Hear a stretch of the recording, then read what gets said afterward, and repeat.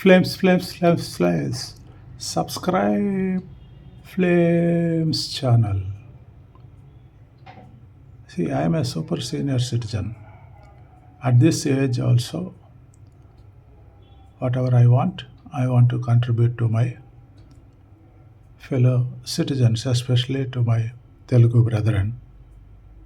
Please subscribe Flames. See, you are seeing a infographic.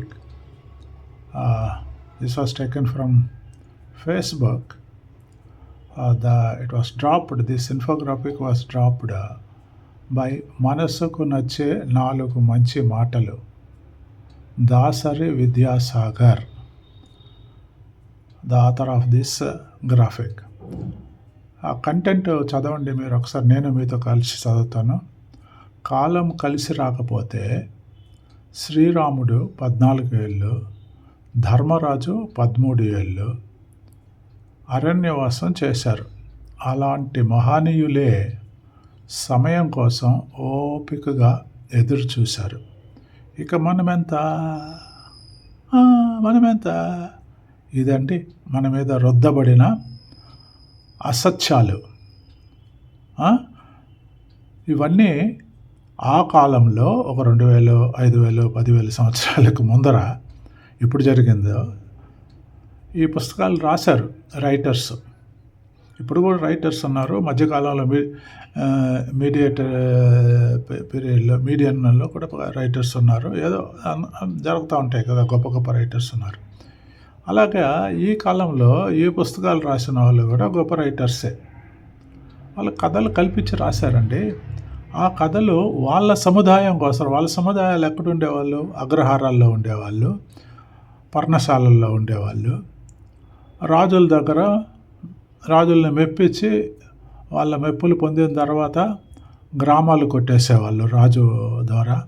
ఆ గ్రామంలో నివసించే ప్రజలు కాయ కష్టం చేసుకొని బతుకుతుంటే వాళ్ళ దగ్గర రుసుము కలెక్ట్ చేసుకొని, ట్యాక్స్ కలెక్ట్ చేసుకొని వీళ్ళు హాయిగా పర్ణశాలల్లో, అగ్రహారాల్లో బతికేవాళ్ళు. వాళ్ళకి అప్పుడే ప్రజలు ఎదురు ఉండేవాళ్ళు కదా, అంతా అడవులే కదా, వాళ్ళకి పొద్దుపోయేది కాదు. ఈ రైటర్స్కి పొద్దుపోనప్పుడు ఏదో ఒకటి రాసేవాళ్ళు, అట్లా రాయబడినట్టు. ఇప్పుడు అసలు విషయం ఏంటంటే,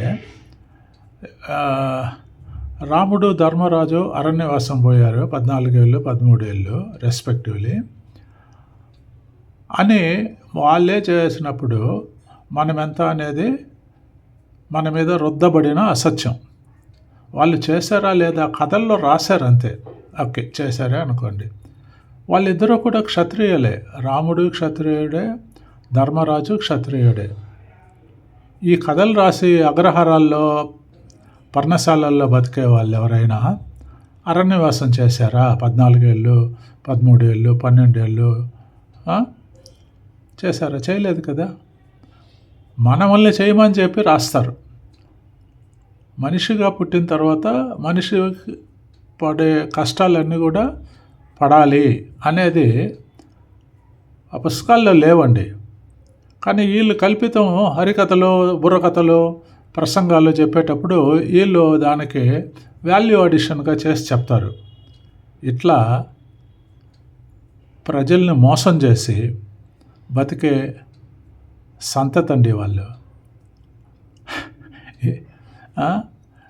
వాళ్ళు ఇప్పుడు మూఢమాసం, ఈ మూఢమాసంలో పెళ్ళిళ్ళు చేసుకోకూడదు అంటారు.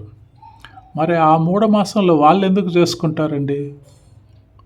ఎందుకంటే ఎవరు పెళ్ళిళ్ళు చేసుకోకపోతే మార్కెట్లో గూడ్స్ అండ్ సర్వీసెస్కి డిమాండ్ ఉండదు. సరుకులకి, సేవలకి డిమాండ్ లేనప్పుడు చాలా ధరలు పడిపోతాయి, చీప్గా పాతాళానికి పడిపోతాయి. ఆ సమయంలో వీళ్ళు చేసుకుంటే చీప్గా జరిగిపోతుంది కదా. అది ఒక పాయింట్. అట్లా మెనీ పాయింట్స్ ఉంటాయి. దీనికి అందరూ ఈ జనరల్ కేటగిరీలో ఉండే వాళ్ళందరూ మోసపోయి ఆ కట్టుకథలకి, ఆ మాయమాటలకి, మన కష్టం మనకుందండి, ఇంకొకడు ఏంది మనకు చెప్పేది, మనకి తెలుసు ఏం చేయాలో ఏం చేయకూడదో మనకి తెలియదా? మనకి ఒక గ్రంథం ఉందండి. వీళ్ళు పురాణాల్లో గ్రంథాలు ఏదో చెప్తారు కదా. ఇండియాలో పుట్టి ఇండియాలో బతికే ప్రతి భారతీయ పౌరుడికి గ్రంథం అదే మనకి ధర్మం. ఆ ధర్మాన్ని మనం ఆ గ్రంథంలో ఉండే ధర్మాన్ని పాటిస్తూ బతికితే చాలు. అదే ఏంటి ఆ గ్రంథం? రాజ్యాంగము. రాజ్యంలో ఉండే ప్రజలు ఎలా నడుచుకోవాలి అనేది ఒక గ్రంథం ఉంది కదా మనకి. దాని ప్రకారంగా రాజ్యాంగంగానే నడుస్తుంది. అదేనండి కాన్స్టిట్యూషన్ ఆఫ్ ఇండియా.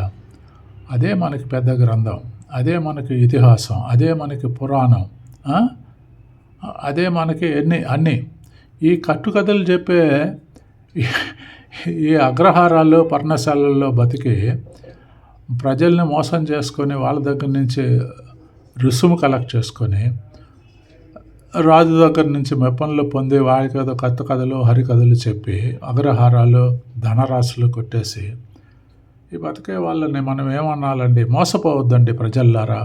అది విషయం. Thank you. Take care. ఈ పోస్ట్ పెట్టినోడు కూడా ఆ సముదాయానికి చెందినవాడే ఉండొచ్చేమో బహుశా. Thank you. God bless you all. Take care. Please like, share, subscribe. If possible, hit the bell button. Flames, flames, flames, flames. Good night. Thank you. God bless you all. Take care.